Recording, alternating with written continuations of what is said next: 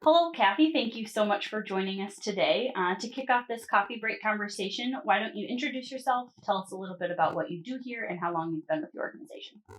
Okay, I'm Cathy Racalla, and I'm currently the Prevention Services Team Lead here at Wedgwood. I've been here going on about 20 years.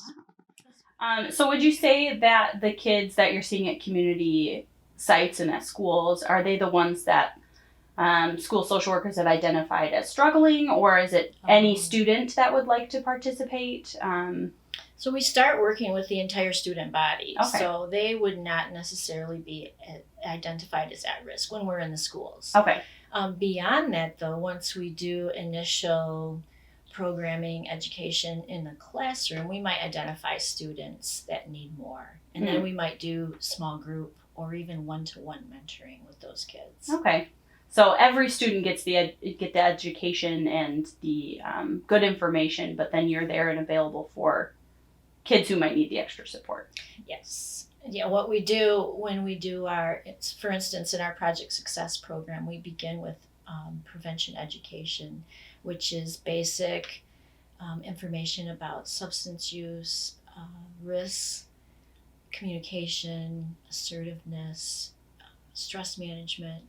But then as we get to know the kids, we'll find out maybe students who are struggling because they have family members who are using substances, or maybe it's just a conflict resolution problem that they have, because we come into that quite a bit in the schools. Those might be students that we identify or that teachers and other school staff will refer to our programs, and then we can work with them more beyond that. Because we are prevention and we're not clinicians, we don't provide therapy, but what we do is we're able to identify young people who might need more help, and then we can make proper referrals for them. That's great. So why do you think partnerships with the schools and providing programs within classrooms is so important? It helps us to reach a ton of kids. We've tried after school programming, and that's great too, but it's a struggle to reach a lot of kids and for consistent attendance. So if we're in the schools, they're kind of our captive audience. So yeah, we're able to reach a lot. Yeah. Well, it's an important part of their education too, so it's nice that it's all worked in with the rest of their learning day. We have some schools that have worked us into their health ed curriculum. But yes, so we're in a lot of health classes, science classes, life skills. Nice. Let's see, where am I in my list here? So you've been working in Wedgwood's positive youth development for quite some time. How have you seen the challenges and issues kids and families are facing change over time, and what sort of things have stayed the same? That's a really good question. I want to say we've always been dealing or working with issues regarding substance use. Maybe the substances have changed over the years, or even month to month.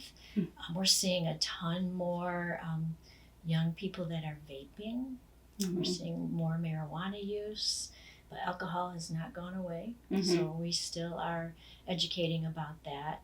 Relationship skills, always a need for that. A lot of them have stayed the same. A lot of the issues, it'd be nice to know that they'd go away, but young people always need help learning more and growing up strong, so that's what we're there for. Are you seeing a rise in mental health concerns among the teens? Oh yes, definitely. And do you think it has to do more with there being more awareness and kids are now being able to identify some of the struggles that they're having, or are things just harder for teens? I think you mention awareness, and definitely that's a big thing. I think it's more acceptable to ask for help and to talk about it than it ever has been. So that's part of it. We have noticed during the time during COVID that our students being at home and being more isolated with their a little fear factor about the whole COVID issue, that's caused some issues, but social media is huge. Mm-hmm. And that's something that we're looking into now too, that how much does social media affect the mental health of our young people? Because there's so much comparison, there's so much pressure, people put it all out there. Mm-hmm. And the kids do talk about that affecting them. We are seeing more kids saying they're depressed. I've read that there's been an increase in suicide attempts in our teenagers. And of course, that's a big issue to begin with. So definitely seeing more of that. So how are you and your team kind of responding to that and shifting your approach to speak to the needs of the kids right now? We have to acknowledge that that's part of their lives. Mm-hmm. We can't get on to educating them and having them do a lesson if they're dealing with some big emotional concern in their life. So we have to acknowledge that.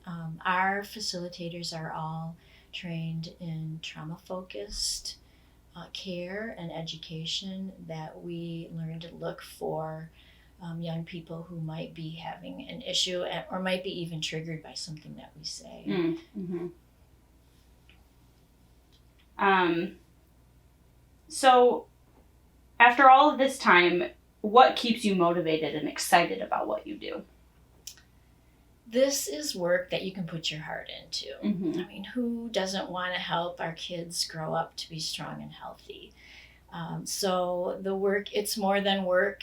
It feels like a mission. It feels like a ministry sometimes, that we can help someone and even have them come back to us years later and say something that you said to them made a difference in their lives. So what is your favorite part of your job? That's a good question too. I have a ton of variety. I can be working on a grant and budgets one day, and out in the community helping out with an event where we get to play games with kids.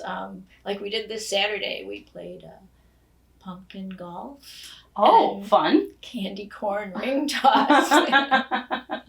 So yeah, there's a lot of variety. And I also, my team, the facilitators in PYD, they care so much. It is a joy to watch them do their jobs and know that they do it because they really care about the kids that they're serving.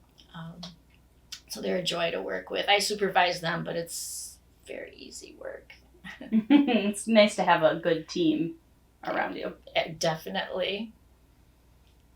What is one thing God has shown you through working here at Wedgwood?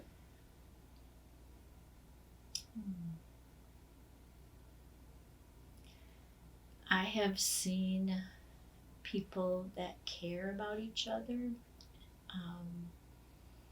not just in the workplace, but that then extend that to the clients and the young people and the families that we serve.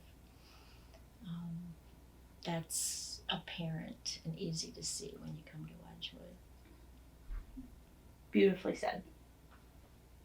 Is there a kid's story that has been particularly impactful and has stuck with you?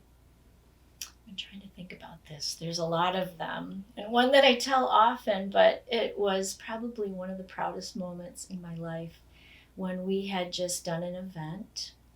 It was our big fashion show that we used to do, Pure Passion for Fashion. And Miranda from WOTV was interviewing one of our young men who had been involved as a role model in the event. And when asked what was his favorite part about it, it was that he felt it was a way for him to be a positive role model for other young men like himself.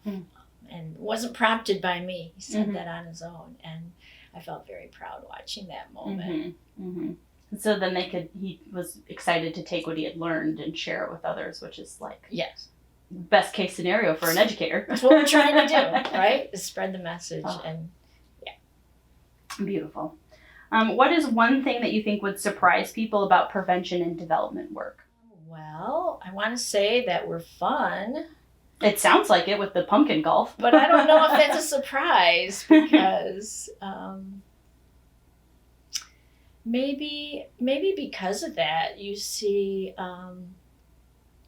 we do a lot of experiential activities. We teach through games. Maybe it's surprising to know that that's all evidence-based. Yeah. That there's research that backs up why this works, Mhm. and that's why we do it. I don't know. That's a good question. I'd have to think more about that one. Yeah, well, it's probably surprising for the kids too. I'm just coming to do this fun event, and then they leave, knowing how to have healthy relationships. Well, I remember even with myself when I first started in this work, my background's in public health. It's a very traditional education. And I went to a low ropes course where we had students attending, and it was supposed to be related to substance use prevention. And all day they played with these kids. They played games, they got ropes and balls out, and I thought, well, I wonder what they're learning.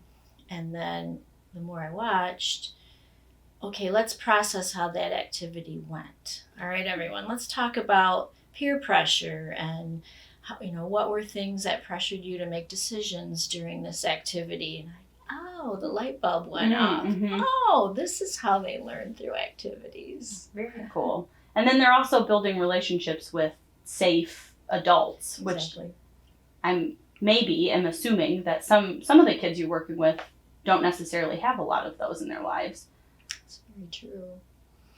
That we kind of step in as that person for them, that's giving them good information, that's answering questions that they have. They might not dare to ask a parent something that they would ask someone in PYD. It's true. Yeah, I mean, even as a teenager, I would rather ask a non-family member adult certain questions than I would my own parents. So giving kids an option for people to talk to is really important.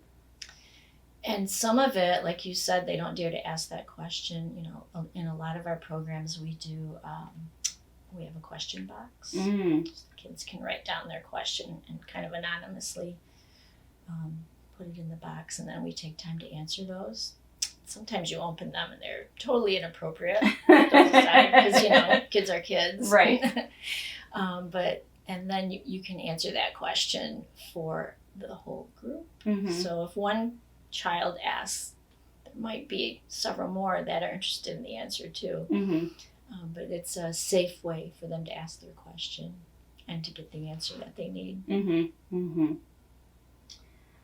Well, it was wonderful to talk with you today. Thank you so much for all you do to support the kids and families in our community and helping set them up for success, and for taking the time to join us for this coffee break conversation today. Oh, thanks. I appreciated being here.